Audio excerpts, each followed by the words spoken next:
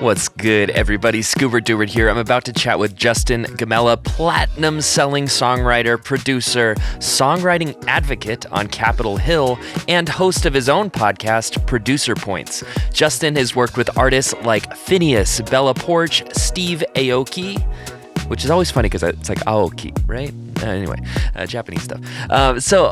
Before I get into Justin, I want to talk about our title sponsor because it's a great conversation and they are a great sponsor to help us out and help you out with your career. DistroKid makes music distribution fun and easy with unlimited uploads, and artists get to keep 100% of royalties and earnings. And you can check out DistroKid with 30% off using our code at distrokid.com/VIP/lovemusicmore to get started. 1 million plus artists, including me, rely on DistroKid to get their music onto Spotify, Apple Music, YouTube, TikTok, Tidal, Instagram, and all of the other major streaming services. Get your music out there. It is cheap, it is fun, and it's unlimited. One of my favorite things is I can collab with different people, and DistroKid will send my splits before I even get the money, so they handle all the accounting. So check us out, distrokid.com/VIP/lovemusicmore to get started and enjoy this conversation with platinum-selling songwriter Justin Gammella.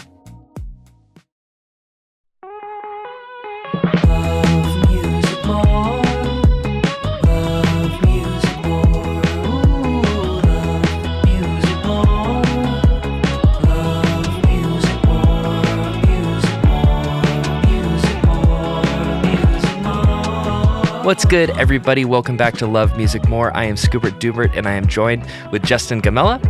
Welcome to the show, my man. Hey, thank you for having me. I'm really happy to be here. I'm so excited to talk to you about everything from production to songwriting to your musical journey, and also your advocacy and your involvement within the crazy world that is getting songwriters paid. Yeah, it's tough. Yeah. Honestly, having friends who are actors and screenwriters and stuff, we have it the toughest, I can easily say. Yeah, I'm so excited to unpack that. And for the listeners, I think that there is a very common kind of misperception or perception that music is so glamorous that it is a reward unto itself. And while I somewhat agree, I'll make music regardless if I get paid or not. But maybe that's the problem, right? Yeah, I think because, we all love doing this and we're all so amazed that oh my God, I can make any kind of money doing this. Yeah. So many people are prone to just say yes to any kind of deals. And I think whether it's in the pop songwriting space or in sync or whatever else, it's been a really slow race to the bottom in terms of how we get paid and what we get paid for and what we don't get paid for and how we value our time and our creativity. Yeah. And for the music listeners, you want your artists getting paid because that means that they're going to keep showing up and making the music that you want them to make and not have to go into construction or accounting or all of the usual things that musicians end up fighting their ways into. Yeah. It's, we'll talk about it, but the ways how artists and songwriters get paid are similar but different. And we're fighting the same battles, and it all comes down to really these streaming platforms like Spotify and YouTube and Apple and Amazon all paying their fair share, Totally. And understanding, I think, getting fans bought in as well to be exactly. If I get the premium version of XYZ, that money goes to the artist. But yeah, there has been some rocks in the streams. So for a while. Yeah. So we'll unpack that. Before we get there, though, I want to talk a little bit about your background. How did you get into songwriting? How did you kind of find your foothold? And also, where are you based currently? So I'm currently based in Los Angeles, in Glendale. Currently, love it here. Nice and quiet little neighborhood. Yeah, Glendale rocks. I'm originally from Long Island, New York. And, I started my music journey. I started playing piano when I was 5 years old. I'm classically trained. Picked up guitar when I was 10 or 11. And then, around 12, 13, I started having this itch where I was just kind of writing my own songs and really rebelled against my piano lessons where I was like, I don't want to be playing other people's music anymore. This is stupid. And I stopped taking piano lessons and I purely focused on guitar lessons. And I love my guitar teacher because I think he sensed in me that I wanted to write. And he really taught me not proper songwriting, but he taught me how to be creative. And, the first form of writing is improvising when you're soloing. And he pushed that so much in me. And it was such a great lesson. But from there, I was in bands in high school, nothing crazy, always, making records in my room on my crappy computer. I used Sonar. Yeah, nice. Because my dad cracked a version of it somehow. Awesome. And, I went to school, and I actually ended up going to college at the University at Buffalo. I was majoring in psychology. And same thing there. I just found my way in the music scene there, joined a band, did the thing there for a little while, graduated in 5 years because we decided to go touring one semester, and I failed that semester. Totally worth it. Yeah. And from there, I graduated. I was working at the Jewish Community Center at the after-school program. I was running it. It was honestly an amazing job. Yeah. And all the while, I was kind of starting to dip my toes into producing other bands locally in the Buffalo area. Met this one guy named Aaron Bonus, and he was like, yeah, I have some connections in the sync world. You're really talented. We should do some stuff there. And what is sync, just in case somebody doesn't know? Yeah, so sync is the music that you hear in commercials and TV and film, kind of in the background, or sometimes it's like a custom-made song, or sometimes they're like, hey, we're looking for, at this time, it's like, we're looking for like an Imagine Dragons type beat. Okay. And so they don't want to pay for Imagine Dragons because that's too much money, but they'll pay someone like me to make something similar. And through a lot of those briefs, we kind of fell into making a sound, and we started a band called Royal Tongues that was buzzy. It's the best word to describe it. We got to open for cool bands like Bleachers and Young the Giant and a bunch of other ones. And that got us our first publishing deal. Moved out to Los Angeles, and the project lasted not too long. I personally realized, I hate being in a band. I love making music. I hate being an artist. I want to unpack that a little bit. Let's use that psychology degree and unpack that a little bit. Right. But, I didn't like touring. I love playing live. Okay. I hate touring. Yeah. And being an artist is such a full-time gig. Never mind making the music, but just being an artist is so time-consuming. And I just realized I was so much happier being in here, doing this. Yeah. Because when I moved out here, we kind of already wanted to start working with other artists. We were like, oh, we'll be an artist and we'll be like a kind of a production songwriting duo. Yeah. So I was able to dip my toes in there. But when the project ended, I kept my management, and they helped me to transition to being a full-time songwriter producer. And, very cool. 7-8 years later, here we are. Yeah, I love that. And I think that the touring bit is very interesting because, that's another example, I think, of perception reality. Yeah. Where you see the band playing the show, and that part's awesome, but you don't see the load in, load out. You don't see we're in the sound check and my amp doesn't work anymore. You don't see the tire popped, or like this band, Chai. All of their stuff got stolen on tour in America. I've heard too many stories. I was so anal about. I mean, I was kind of a dick, but I was happy I was. Where I made everyone completely unload the van and the storage thing every single time. I was like, we're taking everything out. Nothing stays in the van. Yeah. I never got robbed. Right. I know. Totally. It's something where it sucks to do, but it's kind of worth it. It happens to so many people. Yeah, touring is like the highest highs and the lowest lows. That's how I describe it. And some people love living life like that, and I do not. I feel like most people do not, because it's like if you gave somebody a gig, it's like, hey, we're going to pay you $20,000 a year, and you're going to be a traveling salesman.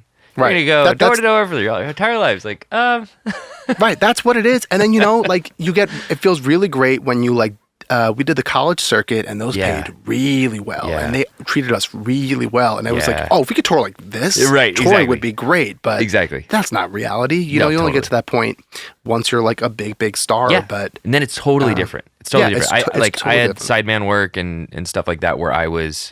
Yeah, I had the catering and the tour bus, and you drive. So you would finish the gig, you get in the tour, you shower, get in the tour bus, fall asleep, end up in the next town, and the second you wake up, there's a hotel room. Yeah. It's like, because they bought it the night before, so Right. you can go in and finish your sleep and put together your stuff, and then prepare for the gig, play the gig, and then you've got that same hotel room that night. It's like, oh, okay, that I can do. Yeah, and that's touring nice. is one of those things that I'm constantly trying to pound into artists that I work with heads, where it's like, for a while, because of the pandemic, no one was really touring, and I think we got used to relying on TikTok and Instagram and social media to promote our music. But I'm still old school in the way where it's like, I still think touring is the best way to create a real fan base that's going to want to pay to see you and buy things from you and have a long-lasting career, versus you release a song, it does well, but no one cares about who you are. They care about the song. Right. Totally. And I'm feeling that with my career too, where I'm getting a little bit of that. I'm trying to answer that though by thinking about like, okay, where does your passion take you? Like, what is the thing that's like, I would be in that van? For me, that's Japan, where it's like, I'm gonna go play some random shows in Japan because that's awesome, and I'm gonna go do that, and that's gonna be great. But it's like, I'm willing to do that kind of level of thing. And also, I think it'd be different too as a songwriter if you were getting that energy from your fan base. Like, I've seen some of the post-hardcore bands and stuff where like their shows are so fun and engaging, and their fans are a part of the show and the energy that it's like, I'd go through hell on earth to reach you guys. And so like cultivating that relationship, I think that ends up paying dividends and then juices you up so you can keep doing it. Yeah, I mean, that's how I was as a teenager, where I was like, I was, into emo bands like Taking Back Sunday and Brand New, and like that was, and I would go through hell and high water, like just to like go see them, and that's what you want from your fan base. You want your fan base to like, there's no better feeling than you're in Bumblefuck, Virginia, and someone's like, yo, I drove 2 hours to see you. Yeah. Like, whoa, that's incredible. That makes it all worth it. Never mind the money. You made a commitment to come and see me. And there are fans like that. And that's how, you get to be where, good examples like where Chapel Roan is right now. Like, that girl toured her ass off for like 3 years. And it's paying off. It was a slow build, and you just have to have the patience and the wherewithal to stand by and do that. Yeah, right. It's a good point, but I hear you. It's not for everybody, and everybody's got their own path, and it's different for bands, as solo artists, and all that stuff. So I hear you. Okay, so you end up. So now that's really cool too, that you had management that was so flexible and supportive to be able to help you through that transition in your career. Yeah, they were. So my old man, I'm not with them anymore. This was years ago. My old managers were Brandon Goodman and Sean Shahan, and they were incredible. They also, not to name drop too much, but like they also managed Billie Eilish and FINNEAS and Ashe and a couple other people that like we all kind of really did come up together. Like when they were managing me, they did not have those acts, and I was with them when they got them, and that's how I was able to work on some of those projects. Not Billie, done stuff with some FINNEAS and Ashe and whatever, but they saw what I was doing. They're like, hey, we really believe in you. We want to help you build and do the thing. And they did. And I, super thankful for those guys. They managed me for like 7 years. Yeah. It was incredible. And, very, very lucky. I think, I don't think I don't think having a manager is the most important thing, but having bad management can really ruin your career. I've got some big news, everybody. My vinyl record is out. We didn't make a ton of these, so these guys are going to sell out, and I would love for you to get your hands on one of them because they're so dope. They're so dope. And it comes with a whole bunch of like liner notes and pictures and special stuff, the things that really went into making this record. And I want you to get your hands on it. So go to scoobertdoober.pizza or check out my Instagram for a link, or click the link in the show notes or the bio or wherever you're watching this to pick up your copy. They're going to sell out. We really did not make very many of these, and I want you to have it. It's like a collector's item. So thank you for supporting my music, and I can't wait for you to hear it actually on physical vinyl. Enjoy the rest of the episode. And if you have a great manager, that can really help your career take off in big ways. Yeah. It's one of those things where it's like, I currently don't have a manager by choice. I've been fine doing it myself. My publishers are amazing. And I'm at the point now where it's like, I'd rather have no management than bad management, because I was so lucky where I had such incredible management. I learned so much from them that I was like, okay, I can do this myself. Like, I'm pretty, easy like that. And you know, I've heard so many horror stories of people having really bad managers and just really tanking their careers. Yeah. You know? Yeah. But no, I mean, there's a ton of risk. There's all of these little choices that artists or songwriter can make, and then can really impact or cut off that stream. In the same way that we were talking about the positive stream of like the fan that drove 2 hours to come see you and that fills you back up. There are plenty of these other things that can damper you back down and kill your enthusiasm, kill that momentum. So I totally hear that. But I also think, so I'm curious, I'd love to hear more about your relationship with your publishers. Sure. Because I think that having a team in some way, shape, or form is really, really important, at least for me, to get up and keep doing it in the professional way. I have an incredible lawyer. He's been my lawyer for the past 10 years. And the one thing he always tells me is that your job is to be creative and to make music. And everything else should just be on autopilot for you. Not everything else, but most things should be. And I've always taken that to heart. And, you know, my publishers, I'm with Pulse currently. I'm in my second publishing deal. I was with Primary Wave and BMG before, and now I'm with Pulse. And, you know, I signed with them around 3 years ago. And Pulse is amazing for me. Yeah. Not every publisher is the right publisher for every songwriter or producer or artist. It's just like when you're dating someone, you know, and this goes with managers too. But when you're dating someone, it's like just because you didn't work out well with this one human doesn't mean someone else won't work out well with another. You know, you have to you have to work well together. And when I was talking to publishers and when I signed, I had like a bigger song kind of popping off. So I was talking to almost every major publisher, and I kind of went in with like, you know, big gun energy in the sense that I was like, this is what I do. Here's what I'm looking for in a publisher. And this is what I'd like you guys to do for me. Yeah. And I think when you go in with that energy versus being like, well, I don't really know what I want in a publisher. And, you know, if you don't know what you want in a publisher, you might not be ready for a publisher yet. Okay. Yes. You know, you might still be figuring out like what you do well in a room or how you work best. I know how I work best currently. I know how many sessions a week I want to do. I know what I want from my publisher, and I was just upfront with everyone. And some people were like, yeah, that's not what we do. And I was like, cool, like, sounds great. And, you know, and a couple of them were like, we do that really well. And Pulse was one of those people. And, you know, we worked together for a little while, and it's been a really great relationship that I've had with them for the past couple of years. What is your favorite way to work in a room? Like what is your favorite role to kind of like take on in a songwriting session? Yeah, my perfect role is I'm a producer, but I always say I'm a songwriter first, because I was a songwriter first. For those also, like a top liner is another word for that. Right. Yeah. And for my first couple of years, I was really like half top liner, half producer. Cool. Now I'm like, at least when I'm in sessions, I'm producing like 95% of the time, but that's just mostly because like I love my studio. I have a family. I like being able to control when the session can start and end and stuff. Yeah. But my perfect session is like me, songwriter, artist, and maybe sometimes another producer, but it's usually those three. And how I like to work is I'm really not super focused on the production. Yeah. I'm more focused on the song. I want to get the song right every single time. And I'm the kind of person where I call it poking the bear, where I will really try and like push everyone to be like, can we make this better? What's this? The lyric, this lyric is not connecting to like the thesis of our song. You know, that just feels random, you know. I'm that guy that like, you know, I'm usually one of the older people in the sessions. I'm 35 now. I'm working with 18, 19, 20, you know, really young kids. And, you know, I use that experience to my advantage, where it's like I'm trying to get the best out of you and challenge you and push you. And once I feel like we have that song down, my goal is to get an amazing vocal at the end of the day. And I'll worry about production later. Whether I'll produce it out, whether I think like, you know what, I think so-and-so would be dope to finish this production. I don't care. My goal is to always make sure the song is going to be the best version of what it can be.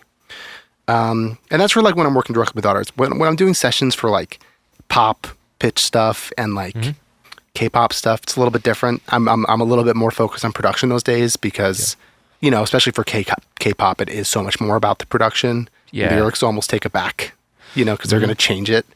So those days I'm like so much more focused on like, okay, the melody and the production, and I'll dive in deeper on those. But my how I like to work is I like to go back and forth between top line and production. Like that's what I like to do. And if I'm in a session where I'm not able to do that, like I'm a horrible liar. I'm not happy. Yeah. And I'm always trying to keep the vibes up. But then it's like I just tell my team, it's like, yeah, that person's awesome, but like, I just like I don't work well with them. Yeah. And right. that's fine. Totally. I'm overdoing sessions I don't want to do anymore. I used to be a really big people pleaser, like every songwriter is, and sometimes you have to be. But it's like I've been doing this long enough where it's like, no, I don't have time to do that kind of thing anymore. Yeah. Yeah. Well, and that confidence, like you're saying, is the same kind of confidence that you were bringing to that publishing negotiation, right? Where you're having that quiet confidence of this is the route that I want to go. Same thing like you were talking about significant other or whatever. Yeah. It's like understanding what you're looking for and not wasting the time in between, so that you can keep down the path that you want to be on rather than exploring other paths like you would have earlier in your career. Now it's like, this is my road. This is what I'm comfortable with it. This is where I'm bringing the most of myself. Yeah. And we're going to get the best product at the end of it. I mean, I hear so many complaints from songwriters when I'm doing sessions and stuff, right? Where they're like, my publisher sucks. And I'm like, well, why? And they'll tell me, and they're like, yeah, I'm just like in a bunch of sessions that I don't really want to be doing. And my first question is always, well, have you told them that? And they're like, no. I'm like, well, you got to have a conversation with them. I think sometimes songwriters, because again, we're creatives and we just we're so thankful to be doing this amazing thing that's music. And we're just so like, complacent and just doing it and just being happy versus understanding that your publisher or your managers is a partnership. You don't work for them. They don't work for you. You don't work for them. It's a partnership, and and partnerships only work if y'all are both super honest with one another. Yes. And everyone wants everyone to be the best version they can, because then everyone's going to make more money. So it's in everyone's best interest. So that's my one thing too. It's like reminding songwriters that we love to complain and we love to write songs about how annoyed we are at things, but sometimes we have to step up, and sometimes it's having your manager do that with your publisher. Let them be the bad guy. But it has to be known that like, hey, I'm in sessions 5 days a week with people I never know. That's killing me. Yeah. Like I can do that. Like me personally, I can only work with new people like once or twice a week. Yeah. I find it really draining to do that. It is. Well, especially because songwriting is a very intimate thing. Right. You are going to put out so many ideas that will get rejected, and that's just part of it. You're going to go down, like we're talking about, go down a path and then be like, oh, no, we're actually going this way. The central thesis of the song will change halfway. Yeah. Half of the room will suddenly want to change genres or like throw a total wrench into the path that you saw going in your head. Now we're actually going over in this direction. So the flexibility is key, but it's so much easier to be flexible when you know other people's tendencies. Because then you can anticipate them a little bit. Yeah. Yeah. And but when you work with people who you work with a ton, like you have that unspoken language with one another where you can just like kind of look at each other and be like, nah, this isn't it. Yeah. And it's so much easier to like tell people in a room, guys, this isn't working. Let's start fresh than it is with, other people who you just met that day. Totally. But getting over that fear is key. I think those second ideas are usually so much better than the first ones, and especially with new people. Like not always with people you work with a ton, but with new people, where that first idea is really you feeling each other out and seeing how you write. Right. Yeah. And then once you understand that, you can start a second idea, and you're like, oh, okay, I know how this room's gonna vibe now, and I know how I have to be in this room, and then. I don't know. That's what I always encourage people to do too. It's like, don't be afraid to throw that idea away. Save it. It's there. It's not going anywhere. Yeah, that's really good advice. That's really good advice. Yeah, and then that also kind of like depressurizes the situation. I've been in this before, where everybody's trying to bring their best selves, especially if you're younger and you're trying to get into a more established area. You're like, I'm gonna write like the best melody or whatever, and then you can kind of exhale and start over, and then I think you can bring more of yourself. Yeah.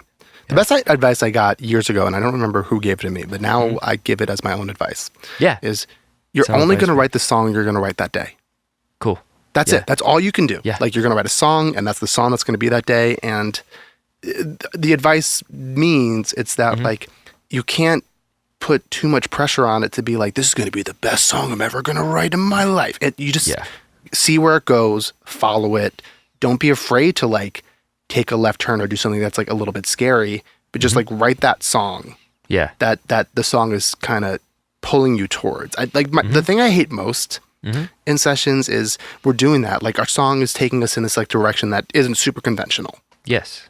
And someone's like, but like, and I think it's out of fear. It's like, I don't know. Like this feels weird to me. Like we should bring it in this direction. And it's like, right, but the song's going in this direction. Yes. So it's like, let's follow that or just stop writing this. Because the second you start trying to bring it in multiple different directions, it's like, it's going to lose its identity. Yeah. And then it's not going to be something cool and original. Yeah. And I think that's what's been great about pop music the last couple of years is that you like, you look at the top 10 the last couple of years and you're like, damn, these songs are like all over the place. Yeah. You know, it's not like how it was like Katy Perry where like Dr. Luke and Max Martin were producing every top 10 hit and everything sounded the same. Now it's you get like a Benson Boone and a Tommy Richmond and a Dasha and you know, it's just like, it's all over the place. I think it's super cool. Music is in a really cool spot right now. Me too. Totally. And I think who you're mentioning, Billie Eilish and FINNEAS have done a very good job mixing it up from record to record. Yeah. And I think that's helped give other people down the food chain a little bit more, I don't know, allowance. I think they were one of those artists that really kind of allowed people to be like, I agree. We can do different things. Yeah. And like they were doing different things because they were kids and they didn't know any better. And you know, they were just like making music that they thought was cool. Yeah. And I think that's what, like, that's something I honestly learned from Finn is that for years I was like chasing trends. And then I started working with him on a couple things. Mind you, this kid was 18. Yeah. And I think I was 25 when we were working together, when we first started working together. And he'd just be like, I don't know, like, is it cool? Be like, damn it. Like, you're right. Like, don't worry about like trend. Like, you know, for so long, I was always like being like, well, I got to use like this kind of thing and whatever. And it's just like, nah. Because, and, you know, I very quickly learned that a year after I switched up how I work. It's like, oh, now I'm having success because I'm doing things that I think are fun and cool versus like, I don't know, following trends, unless you're doing sync music is the dumbest thing you can do, in my opinion. Yeah, that's very, very reasoned. And also, like, the trends move quickly. Oh, yeah. So when you're chasing them, unless it's sync, where it's like, hey, I need you to turn this track around in 48 hours and it needs to sound like this top 40. It's like, okay. Yeah. That's a good point. Yeah, you know. What are some of the things that have been like exciting you more specifically about just like sounds and recordings and anything that you've identified, maybe not as a trend, but just like things that have been cool out there in pop music recently? I feel like we're kind of pushing up against how clean and, you know, almost overproduced things were for a while. I feel like we're going back to more raw recordings, things that aren't perfectly mixed, darker mixes, going back to good engineering. You know, I think I don't think it's over, but I think the time of like, I can make an amazing song on my laptop is kind of at least not in right now. Yeah. You listen, I hear what you're saying. You listen to all these records, and at least what I'm hearing that's taken off and what I personally vibe with, I'm listening to it, I'm like, oh man, this is all engineered really well, and it's all recorded really well. And that's kind of been my vibe. I've been slowly investing more into more outboard gear, better microphones and preamps and all that other fun stuff. Because my whole philosophy now and how I make records is I want to get things sounding as incredible as they can before it hits the DAW. And so now when I'm recording things, it's like, especially my vocal chain now, right? Where it's like years ago, stacked. Yeah. Now it's like I have an EQ, a multi-band compressor, maybe Spectre to like give it some saturation here and there, but like that's it. Yeah. You know, I'm going in with a lot of compression just for my outboard gear and stuff. And the same thing with my synths and my piano, my guitars and everything. I'm trying to record my guitar amps more often when I can. Yeah. Usually I'm using my Kemper in a session because I don't want to tell people in the session like, shut up, I got to record this guitar part. Yeah, I know. You know what I mean? Exactly. But the Kemper's amazing. You know, and that's I feel like where music is kind of seems to be going, and at least what gets me happy. I was in a band. I love recording real things, real drums and all that fun stuff. And I'm also not very good at making like, producing at like super overproduced things. Like this is, it fits my vibe better. Yeah. So, yeah. I think that naturally is happening for like a variety of influences and forces at work. And my pet theory is that AI music is going to force real people music to make music that doesn't sound like AI music. Yeah, I mean AI music. I've been doing a lot of AI stuff in the sense of like I'm trying to learn a lot about it. I'm obsessed with ChatGPT. Nice. But like the AI music, and this is from my very basic understanding of AI, is that it's not going to be able to create anything original. All it can do is like listen to what's been done and kind of make a new version of that. And it does that really well, to be honest. Like you listen to some of these like 80s style rock songs or like EDM songs and you're like, I don't know, like it's nothing that like I'm like obsessed with, but if I just heard this walking by in a supermarket, I would think it was a human made it and I wouldn't think twice about it. Sorry to interrupt this very important broadcast, but it's time for one more advertisement for myself for this podcast. What I'm asking for is for you to rate it 5 stars, share it with your friends. This is like the most important thing for this podcast to grow. So if you want to do this, you go onto the podcast screen, right? You click on the ... on Spotify. Under there, it says rate show, and you go and you click it 5 stars. If you could do that for me, that's the best way for the algorithms and all that stuff to share it out with the world. I know that it's a lot to ask, but if you could please just hit those 3 dots and then a 5 star, it would really help us out and helps us, get the word out and spread the love of music. So thank you. If you're listening on YouTube, you know what to do. Like, subscribe, all that good stuff. Thank you so much. And here's the rest of the episode. I'm always a firm believer. The more technology pushes up, there's always a correction. I agree. You saw that from the 80s to the 90s. I think we're seeing it again now where, that correction. Yeah, totally. And I think I fundamentally agree with what you're saying in terms of it is expected and it does the expected genres, the well-defined genres very well. Right. They're like clear sets of parameters. But I think in that there will be a push to make things that are harder to define, as we're seeing. Yeah. Lyrics that are more surprising, as we're seeing. I think that just like the element of surprise will get even stronger in music, and hopefully it'll grow into a little bit more long form, because there was a moment there where songs were defined by their like 10-second syncability to like a TikTok video. And I think that still exists, like Please Please Me, or Please Please Please, Sabrina Carpenter. That song's so good though. It's really good though. It is really good though. Yeah. I'm obsessed with that song. Yeah, it's a really good song. I agree. Yeah. But that one too though is like the whole song is actually really good, and there are multiple points that I've seen like referenced in videos and stuff. So hopefully like long form things also come back in vogue, because I think that's another way to push against the machine, so to speak. Like write a 6-minute song again, I mean, I think people are also so much more wanting albums now too. Yeah, but for so long, everyone's like singles, and I'm like, do you think so? Do you think so for sure? I think so. Okay. I've been seeing people like pushing albums, especially with like vinyls getting so popular again. Yeah, I think fans love. Like, I don't know, I feel like it's been the last like 2 years, like whenever a big album comes out, like everyone listens. It's like this like huge event because of Spotify. This is one of the benefits of Spotify, that like everyone listens to this album and we're all, in the cultural zeitgeist talking about it. Yeah. What did you think? Oh, I love this song. Oh, I didn't like that. I think that like things like that are incredible. And that, it's like crazy to see how artists are now, again, bringing up Billy again, didn't even release a single, just put the album out. Mm-hmm. And was like, oh, damn, like, awesome. Totally. Totally. I wish that happened more often. I agree. I wish that I was allowed to do that. Yes. I'm not allowed to do that. Yeah, I don't think any new artist should be just releasing an album. I've thought that for like... I think it's cool. Yeah, I think it's cool when you can. There was a time like when I was in a band, 15 years ago, where it's like you would create an album or an EP because that was the merch that you would sell when you were on tour. Yeah. Versus, now it's like I tell artists all the time where it's like people are like, yeah, I really want to make an album. And I'm like, I don't think you're ready yet. Like that album, I think I disagree though. I think that the act of making the album sculpts the sculptor as much as vice versa. You know what I mean? Totally. I think that creating a long form thing, even if you never release it, even if it sucks, is like, you're going to be a different person. You're going to be a different artist by the end of like slaving after, 12 tracks than one. Well, I mean, I think the difference is too, right? Where it's like Sure. you're an artist.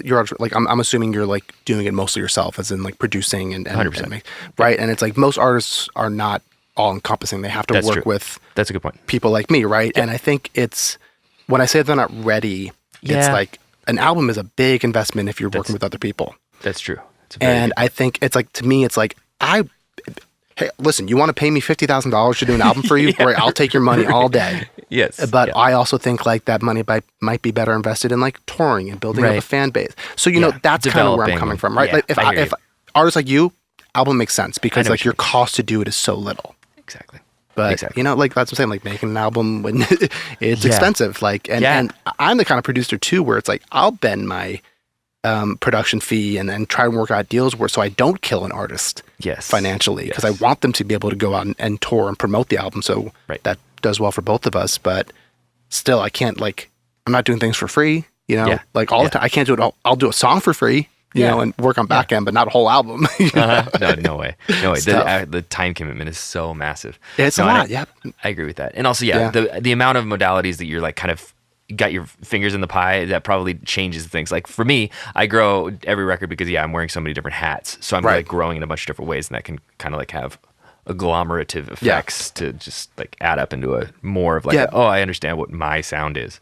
But yeah, that's a very good point in terms of Yeah. I have a size and buddy- scope of your team. You know this artist named Unlike Pluto? He's kind of I do. I think I've Yeah, heard of yes. that. Armand, I mean, we've known each other Yeah. for years. I used to do some stuff with him and like Cool. he started switching to like he used to be mostly an EDM producer. Yeah. And do features. Then he was like, oh, I can actually sing. Yeah. And he was the kind of the artist that like, you know, kind of where you're coming from, like changed my mind where he'd be like, yeah, I want to make an album. I was like, are you sure, buddy? And it's like, but it's Yeah. like he was doing it all himself. Yeah. And it was like, yeah, man, like do it. And that kid puts Yeah. out so much music Yeah. and his fans love it. And he has like his own kind of like world that he's created and he makes a Yes. good living off it. I think it's amazing what he's Yeah. doing. Yeah, totally. And that's true. Like both of these things can be true at the same time, Yes. depending on what kind of artist you are, depending on what your goals are, what your sound is, all that kind Yeah. of stuff. And also, what do your fans want? Yeah.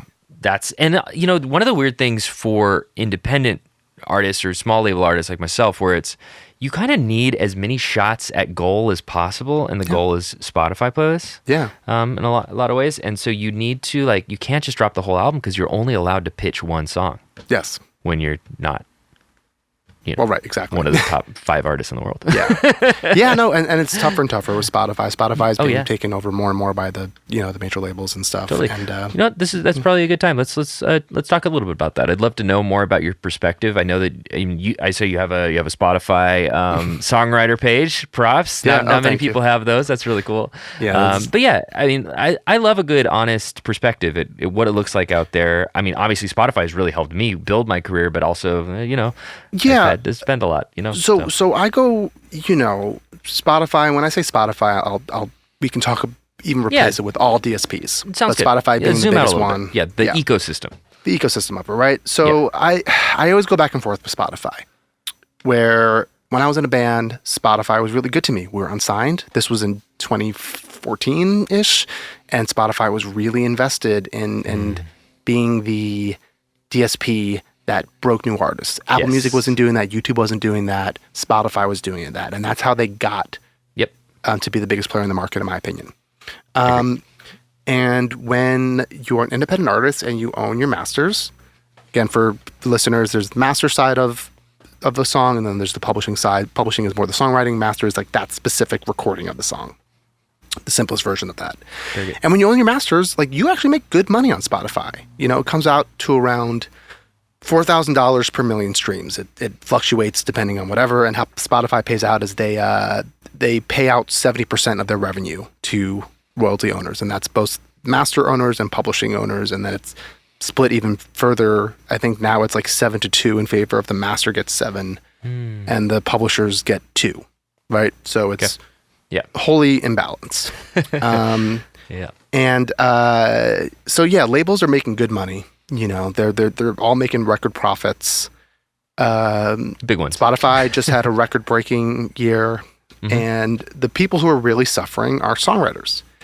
And like I said, that 7-2 split is split even further now because most songwriters, especially we're talking about like major label, like people who are making most of the money, Yes. as songwriters, right? Mm-hmm. You know, they're splitting that with their publishers usually. Mm-hmm. And then on top of that, very few songs have only one songwriter on it. Mm-hmm. So now you're splitting that between point. anywhere from 2 to 3, 4, 5. Sometimes these crazy, you know, Beyonce songs have like 10, 12 writers on it. Yeah. And I'm not criticizing that. How she does things is really cool and unique. Totally. And that's I had so, you know, Alex Delicata on, and he was talking about one of his songs, and it was like a reworked with the team. There's a new bridge now, new form. Like he was like, it was cool. They changed so much and they made it their own. He's like, they Beyonce get their credit, is the greatest A&R of all time. That's what she does, and that's what she does really well. She's like, that's sick. What if we do? You know, that's what she's good at. So songwriters are really making like almost no money. You know, you see songwriters who have had like songs with like 1 billion streams, and it's like, yeah, I made like, you know, $30,000 from that, and you're like, what? Like, that's it? That's supposed to be like your retirement money, like when you have that level of a hit. Right, and songwriters are so obsessed with getting radio cuts because radio still pays really well. That's where, you know, you can have a big song and it's on the radio and you make a lot of money from that. But Spotify and the DSPs are the problem, and, you know, I don't like to put all the blame on Spotify because how their business model is set up, I don't think it's wrong. I think them paying out 70% to royalty owners and them keeping 30% seems fair to me. The problem is in the split in those royalty, you know, rates. My opinion, it should be split 50-50 master and publishing. That's never going to happen. Maybe one day, but the reason why we're not able to basically negotiate with Spotify and all this is because of this horrible law that started in like in the early 1900s based off like piano player sheets. Okay. And then evolved in the 80s under the Reagan administration, which, not to get too political, that guy's created so many problems.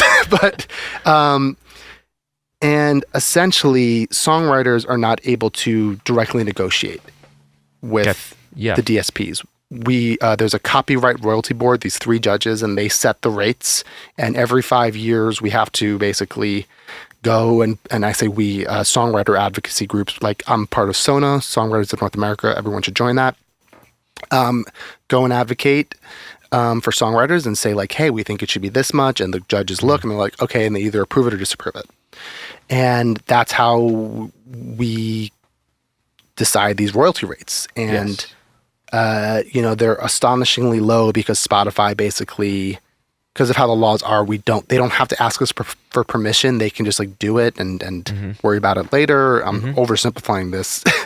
But now the fight is we're trying to continually get this, you know, push this copyright royalty board to raise the rates. The other fight that we're trying to do is try and reclassify songwriters so we can collectively bargain and negotiate similar to how actors and screenwriters and everyone else does.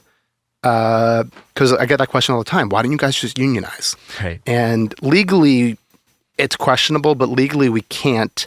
The simplest form of that is that if songwriters all get together, it could be seen as price fixing, which is a monopolistic action, and we're not able to do it. In my opinion, it's a very stupid way to interpret the law, but that is how the law is. So you have multiple organizations trying to lobby Congress currently to change how songwriters are classified. Uber writers have the same problem. And we were actually really hoping Uber was going to win. And I mean, sorry, not Uber. The Uber drivers were going to win. Yeah. And they didn't. Because that would have we could have leaned on that interpretation of the law a little bit. Yeah. Yeah. So, you know, it's all around independent contractors and how we're able to work and not work. Producers have the same problem. It's why we can't really unionize either. And be like, hey, we have set rates. Yes. Right. As opposed to negotiating every single time. Yeah, right. In the way that if you hire a cinematographer, a grip, or whatever, name the thing on a film they set. Have minimums that are just this is the minimum, and then if you could negotiate more, wonderful. But These are the industry standard. And that's, that's what I was saying when I said way earlier about like this race to the bottom, especially in sync. It's been this constant race to the bottom because, we always need money. We're always so hungry. And they just like keep like paying less and less and less and less. And it's always someone being like, well, I'll do it for that much. Right. you know? Totally. So that's the importance of organization and trying to form a union and it's a hard, long battle. People want instant results, but that's not how it's going to work, unfortunately. Yeah, for sure. The interesting thing that I found is, I've been doing this for a while now, almost 10-year professional career, and the rates that I was getting paid to do sync demos back then are the same that I get paid now, roughly like $250-$300 a demo. And then you can get the payout, like if you actually land the sync. Yeah. But the demo fees have pretty much been the same thing over the course of like 8 years. See, I've seen them go down. I'm not in it as much, but when I was doing it, I remember what the rates were. And I have a buddy who mostly does sync, and he'll sometimes send me like things, be like, "Is this good?" I'm like, "That was like 3 times as much." Right. When I was doing it. I guess now at this point it was like 13, 14 years ago, like almost 15 years ago when I was doing it. But what I'm saying is that think about all the inflation during that time. Oh, no, that's what I'm saying. Yeah, it's like it's still less. It's exactly. Or like the $4,000 per million stream figure. Right. That is that's been that way for a while. You know what I mean? Yeah. So it feels like the whole world has gotten more expensive, but then the songwriter has either gone down or stayed flat, which is actually I mean, going down. so songwriters did actually get a raise recently. Not a lot of people know this. I did hear about that. Yes. So 2020-ish, we got the judges to raise the rate, and it was frozen because Amazon and Spotify and a couple other people were like basically fighting it, being like, "Hey, we want to appeal this," and it took 3-4 years, and finally the judges were like, "Nah, like these are the new rates," and so we got a raise. We just started. I say we as in songwriters just started seeing that raise. I'll say like 2 months ago. Cool. So you actually should start seeing on your publishing statements. Cool. And from your publishers, or if you're self-published, you can look at your own statements there. It's like a 40% increase we got in royalties. Amazing. Yeah. And you'll see that, I think it's from the time period from like 2017, 2018 to like 2022, 2023. So it's actually backlogging. It's not future. It's backlogging and future. Now, the problem again is that Spotify, this is where I'm like, kind of screw Spotify, is, I don't know, it's not talked enough yet, but they introduced audiobooks. Yes. Recently, and they basically automatically signed everyone up for the Spotify premium that includes audiobooks. Yeah. And now Spotify is arguing that like, oh, well, we've made this new thing. We have to pay for these audiobooks. So actually, we're not going to pay the rate that you guys made us pay moving forward. Yeah. So now the NMPA, which is the National Music Publishers Association, and SONA were both taking Spotify to court again. To basically say, no, you can't do that. You also, consumers didn't get to choose that option. You forced them into it. So Spotify's whole game is that they forced everyone to go to this option, and they're like, well, people can opt out if they don't want. I opted out. Right. And like, we know this. And like, people can opt out if they want to, but it's like, no one's going to take the time to do that. Like, if the price didn't change, who's going to like remember to do, and that's the problem. And there's other laws in the book that we're trying to use to get to fight that back. So hopefully we'll win this, but it's going to be a long process, as all legal battles are. Right. And as an appeal to the listener, I don't want any of this to sound like we're trying to like come after more of people's money. What I'm really trying to say is I want the money to go to the creators more. Like, I think YouTube's a very good example of something that started from a pretty illicit place where it was just taking content, pretending like, oh, they uploaded it, I didn't upload it, not really policing it. And that's kind of how they grew into be that dominant player. And then they start policing. But it's the use of creators and people that work to make the things that you love, that entertain you, not being able to save for retirement or pay for cancer treatment or do any of the things that normal people have to do, and it forces you as an end user, as a consumer, to have less entertainment, and then also to not have the dollars that you are spending go to the people that are creating, but instead it goes to this tech company. And I mean, I have a hot take on this that sure. most people, I mean, songwriters agree with me, but most regular humans don't, is that the fact that Spotify is what, $10-15 a month, depending on what you get, is ridiculous. You know, if I told someone 25 years ago, it's like, hey, for $10 a month, you can get all the music ever made. Yeah, right. When we were going to record stores and buying CDs for $18 a pop. Yeah. You know, so like it started with Napster, where we devalued music, and people thought that like music is free, and then iTunes came and everyone was like, songs are $1. And then Spotify came and it was like, songs are free with ads, or you can pay $10-15 a month. And to me, that's the biggest problem. The fact that we as a society devalued music so much. I'm a firm believer. I think we face a lot of problems with songwriters if we make that price like $20-25 a month. I know that would turn a lot of people off, but you know, I tell people, it's like, how many streaming services are you paying for like $10 a month, and like you have limited options? It's like doesn't even have everything. That's a good point. Yeah, you know, that's a good point. Yeah, if you're paying $20, for Netflix, you're only getting Netflix stuff. You're not getting every movie that's ever existed. It's like, what would you pay for that? Yeah, you get every song ever made, mostly 99.99999% of songs. So you know, I really truly believe that. And again, it's going to take a lot of actions, probably from Congress, to be like, all right, well, you want all the music ever made has got to be this much in order to pay these rates, or you want it to be free. It's going to be like radio, where every 3-4 songs, there's a commercial. Like that's the only way, and it's kind of what happened with cable. People don't know this, but like years ago when the cable was introduced, that it was like basically, and I might be getting a couple facts wrong, so I apologize if I am, but it was a really low price, and then the screenwriters and actors were like, "What the hell, guys? Like." We're not getting paid for any of this. And because they had unions, they were able to basically force them to like pay them the rates. And then the price of cable shot up. And they were basically like, well, guys, it's the actors. Like, what are you going to do? And everyone just did it. Like, I'm fine with and this is, I know it's like not everyone believes this, but I'm fine being the bad guy. As in, if Spotify and Apple Music and everyone want to be like, the songwriters are complaining that we got to pay them, we have to raise the prices. You want to blame us? Sure, fine. I don't care.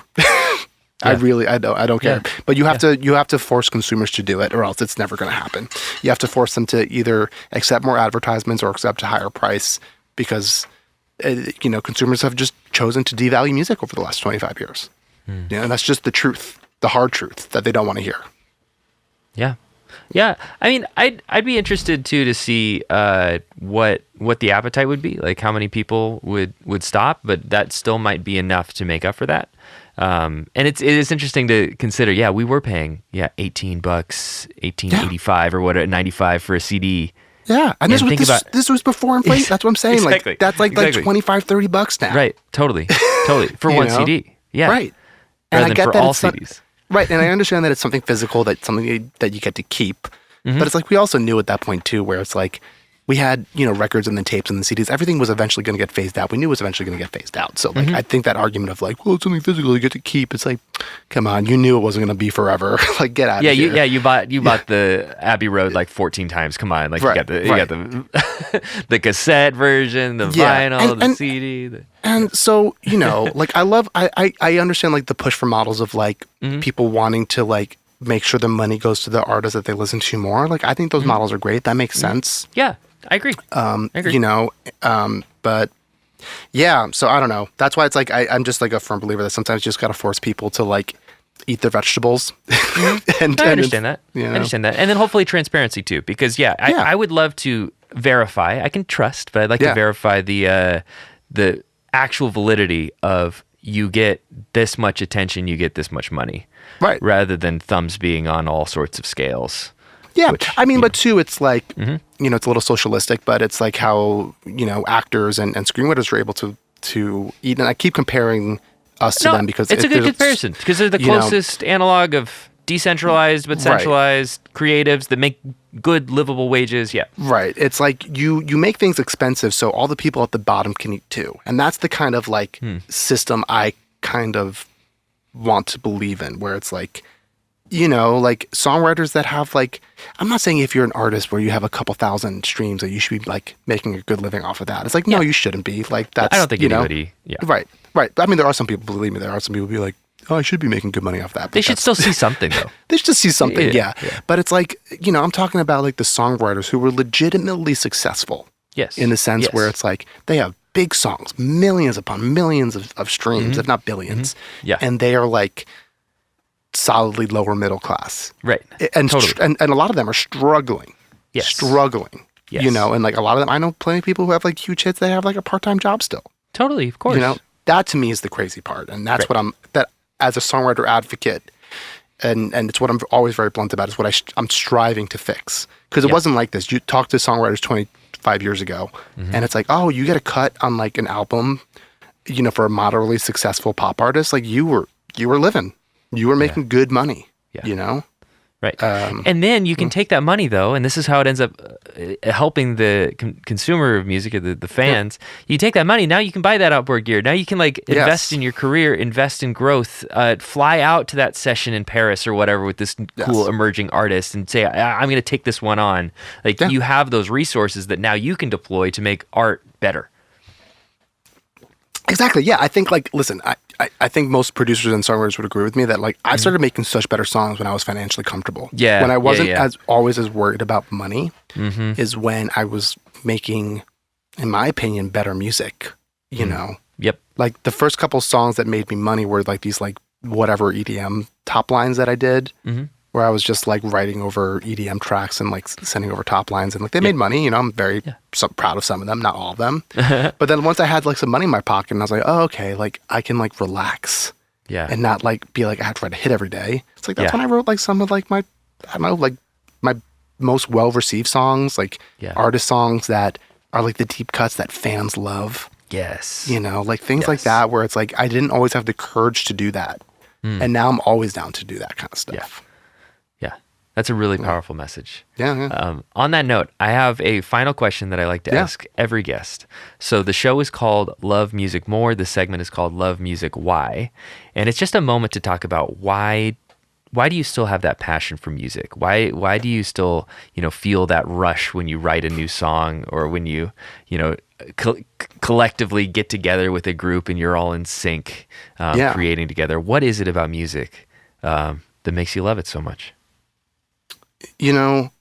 I it's always pulling me, no matter what I'm doing in life. I mentioned earlier that I was working a regular job, and I love my job, but music always kept pulling me. I never stopped doing it, and even now, there's times when take a week, 2 or 3 off, to spend time with my family or go on vacation. And those are times when I get the best ideas, where I'll just be walking and something will pop in my head and I'll be like, ah, crap. And I have to take out my phone and take out my voice memo and record it and work on it later. But I think that's what it is. It's something that's so natural in me that it's this magnet that just is always going to pull me towards it, no matter what I do. Even if I'm become unsuccessful and I have to start working a regular job, I'm still always going to do music because I don't think it's something that's ever going to turn off. And, the fact that I get to do this for a living and my one joke is that my job is I sit around and fuck around all day. That's my job. I just mess around and see what happens. And I throw a bunch of paint at the wall and try and find beauty in it. And, that the fact that that's, I don't know, what I assume is my calling is incredible. So, I don't think I have a choice but to do music. That makes sense. It does. It very much does. And when you deny that choice, it just gets louder and louder. Oh, yeah. The second, if I'm away from music, it just I start getting more and more ideas, So that's why I also force myself to take breaks. Totally. It's good. No, I agree. Yeah. No, I'm the exact same way where, the longer vacation or just you haven't touched a guitar for a little while or whatever, it's just like you get that feeling, but it's good too. You don't want to, and you don't want to silence it. You want to lean into it, but it's good to stoke that like distance makes the heart grow fonder kind of thing for this love. Yeah, and also the exact opposite of it, where if you're doing music and it feels gross, just like stop, walk away. Totally. Walk away. Agreed. Like it took me so long to allow myself to do that. Yes. Where I'll be producing something and I'll be like, I am not enjoying this. Yes. And like I allow myself to just like walk away from it. Try again tomorrow. Like that's okay. Mm-hmm. It happens. It goes both ways. Totally. Yeah. No. And it's like the term "get the ick." Like sometimes I get the ick. Yep. Yeah. Gotta walk away from it. It's okay. Go play a video game. Go watch some TV. Go watch a movie. Like who cares? Totally. That's great advice. And yes, if you have a little bit of financial flexibility, it's a lot easier to be able to be like, this isn't working. Yeah. Oh yeah. I mean, there's times when it's like, I'll set up myself to have like some production days. Yeah. To work on stuff. Yeah. Especially if I'm working on an album. Mm-hmm. And I'll sit and I'll just be like, man, I didn't do anything good yesterday. I'm not doing anything good today. Yeah. And I'll just like, I won't work for 2 days. Yeah. I'll like go in the house and like start like being creative in the kitchen or being creative, like I have a garden out here, like start doing things in the garden, just allowing myself to like step away. And that's great advice. That like, if like, allowing yourself to just like walk away and relax and not worry about it. I understand sometimes there's deadlines that you have to do. And, I've done plenty of those. Same. And I've gotten great work like that sometimes. Yes. But, working like that all the time it ain't healthy. Yeah. Agreed. And it's listening to that body, listening to that muse. Yeah. And on that, really, really great advice, Justin. It was a pleasure talking. Where can people connect? I'd love for them to check out your podcast as well. Producer Points, awesome. Yeah, Producer Points. You can listen to it everywhere podcasts are available. Follow us on the Instagram, on the TikTok. We're on YouTube as well. Take a listen. It's definitely a nerdy producer podcast, but I think it's for all music lovers as well. Love that. I think we have our fair share of nerdy producer listeners as well. So good. That's what we want. Some overlap. That's what we want. Awesome, Justin. Well, I hope you have a great rest of your week. Yeah. So such a pleasure connecting. Same, man. Thanks.